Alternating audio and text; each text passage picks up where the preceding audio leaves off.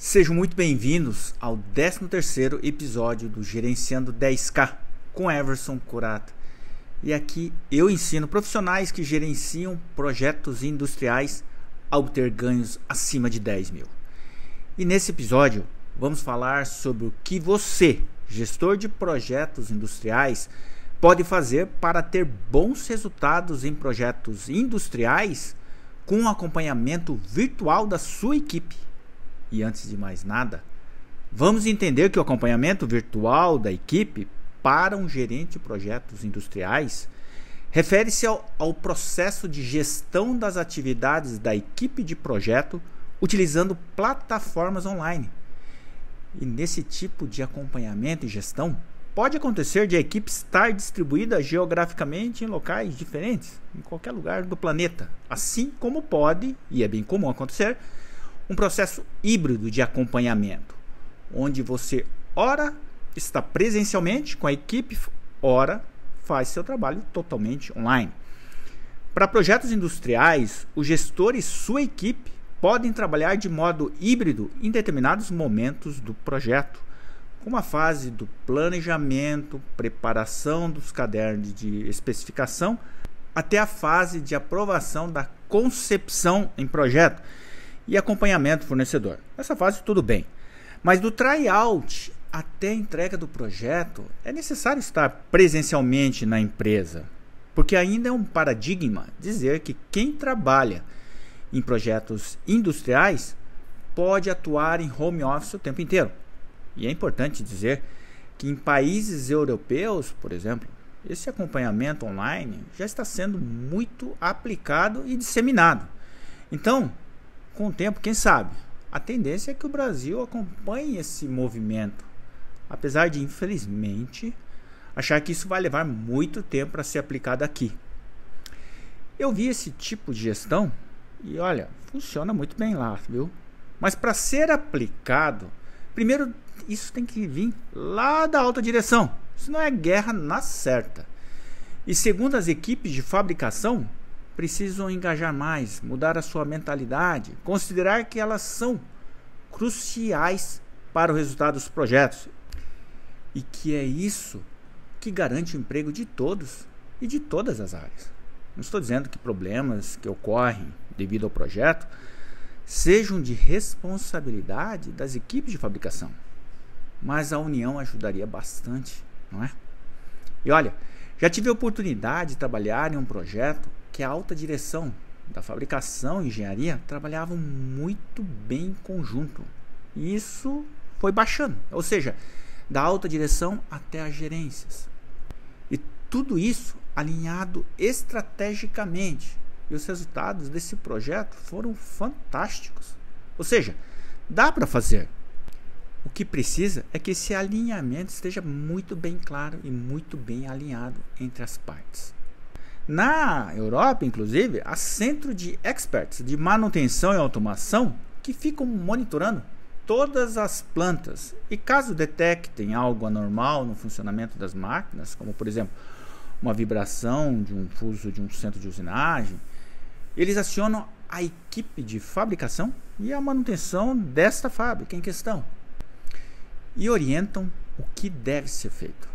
Na questão de gestão, há inúmeros exemplos de projetos, e um deles que aconteceu na Índia, que foram tocados pela Europa, e funcionou muito bem. Não que problemas ou discussões não ocorreram, mas as tratativas foram feitas pelas equipes de projeto junto com as equipes de fabricação e de forma natural. E isso é uma excelente oportunidade, porque reduz os custos para a empresa, às vezes, porque evita deslocamento de profissionais, gera um foco maior do gestor do projeto na organização e estratégia. Isso resulta em maior resultado e produtividade. E olha, dependendo do tamanho dos projetos que o gestor toca, ele poderia pegar ainda mais se isso fosse feito ou reduzir o desgaste do profissional que muitas vezes tem problemas de ansiedade, depressão, burnout, etc. Porque as empresas têm essa obrigação de olhar para o seu funcionário também. E isso é bom para a empresa, porque tem mais resultado com esse profissional. E bom para o gestor também, porque pode ficar mais próximo da família ao mesmo tempo que evolui profissionalmente. Mas para isso acontecer, para que realmente seja possível, a mentalidade deve ser difundida em toda a empresa, porque os resultados valem a pena. Mas se prepare para dar resultados nesse formato de trabalho que é o online, porque eles também não é só coisas boas, porque eles também têm muitos desafios a serem vencidos. Porque o fato da equipe estar longe dos seus olhos fica um pouco mais difícil de perceber algumas coisas. E por isso você precisa tomar alguns cuidados nesse tipo de gestão que eu vou falar mais adiante. Mas se você conseguir ter resultados, acaba tendo uma operação muito mais eficiente, porque pode surgir a oportunidade de utilizar especialistas em locais mais distantes, onde a mobilidade seria um desafio. Você pode usar especialistas de outros países. Seria um ganho enorme para o seu projeto, não é? Mas agora vamos para os desafios. E olha, se você parar para pensar, antes de 2019, o home office era bem pouco utilizado nas empresas.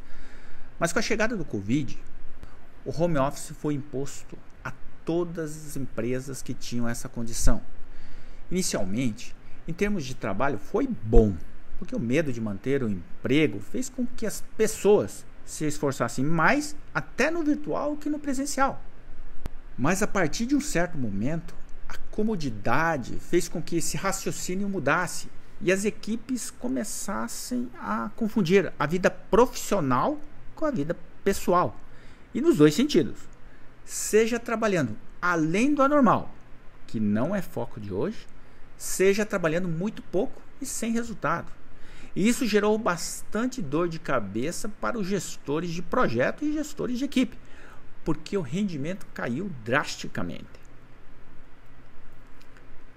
E uma coisa que ficou muito claro nessa fase foi que as ações deveriam ser tomadas para reverter esses resultados.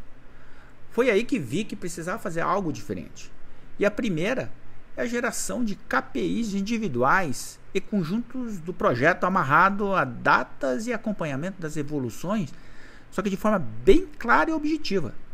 Isso garante que as entregas sejam feitas dentro do prazo, como é feito conceitualmente no Scrum com os incrementos.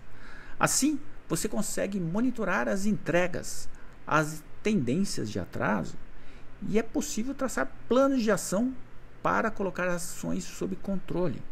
E o principal, a sua equipe percebe que você tem meios de monitorar os seus avanços. E isso é bom, porque vai ver que aos poucos aquilo fica automático e você sente que pode retirar aos poucos essa pressão. Claro que isso depende, como tudo, depende de pessoa para pessoa. Tem aquelas que você nem precisaria fazer isso e outras que sempre precisa monitorar. Mas uma coisa é certa, isso dá resultado. Mas aí você pode dizer que tem algo difícil de manter quando se trabalha em modo remoto. É que a equipe perca o senso de engajamento quando trabalham remotamente. Para a hipótese de ter alguém da equipe 100% online, realmente é uma situação que a aproximação e o senso de comunidade diminui. Mas neste caso específico, é importante que você faça reuniões por videoconferências com toda a equipe, isso de modo frequente, e incentivar a participação ativa dessa pessoa com o resto da equipe. E, se possível, organizar a vinda desse profissional durante a fase inicial dos estudos e depois durante as instalações do projeto. Sabe, esse tipo de coisa ajuda bastante no nível de motivação e engajamento dele com a equipe. Olha, isso aí já aconteceu comigo, tá? No passado, eu tinha uma pessoa que veio da Índia para trabalhar sobre esse assunto. Ele era um expert, tá?